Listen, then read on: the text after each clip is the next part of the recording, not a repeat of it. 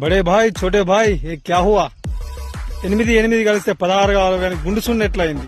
కేంద్ర ప్రభుత్వ బడ్జెట్ లో మనకు వచ్చింది గుండు సున్నా. కేంద్రంతో కేసీఆర్ కొట్లాట పెట్టుకుంటూ సఖ్యత లేదు, అందుకే గుండు సున్నా ఇచ్చిండు. నేను బడే బాయ్ చోటో బాయ్ లెక్కుంటా అన్నావు కదా, మరి నీకెందుకు ఇయ్యలే? గుండు సున్నా ఎట్లా వచ్చింది? నీకెందుకు చేత కాలేదు? తెలంగాణకు అన్యాయం జరిగితే కేంద్రం మోసం చేస్తే కేసీఆర్ నిలబడి కొట్లాడిండు, తిరగబడ్డాడు. సెంట్రల్ అధికారంలో ఉన్నదని కూడా చూడలే, తిరగబడి కొట్లాడిండు. కానీ నువ్వేం చేస్తున్నావు? 30 సార్లు ఢిల్లీకి పోయినావు, ఏం సాధించినావు? సఖ్యంగానే ఉన్నా అన్నావు కదా, ఏం సాధించినావు? వాళ్ళ సంకలనే దూరినావు కదా, ఏం సాధించినావు?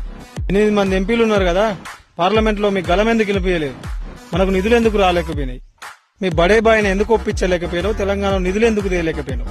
ఇక మన బీజేపీ వాళ్ళు ఉన్నారు, 8 మంది ఉన్నారు, 2 కేంద్ర మంత్రులు ఉన్నారు, ₹1 తేవడంలో విఫలమవుతున్నారు. ఎంతసేపు కేసీఆర్ తిట్టడమే పనిగా పెట్టుకున్నారు వాళ్ళు కూడా. అంతే తప్ప తెలంగాణకు రావాల్సిన హక్కులు మాట్లాడరు.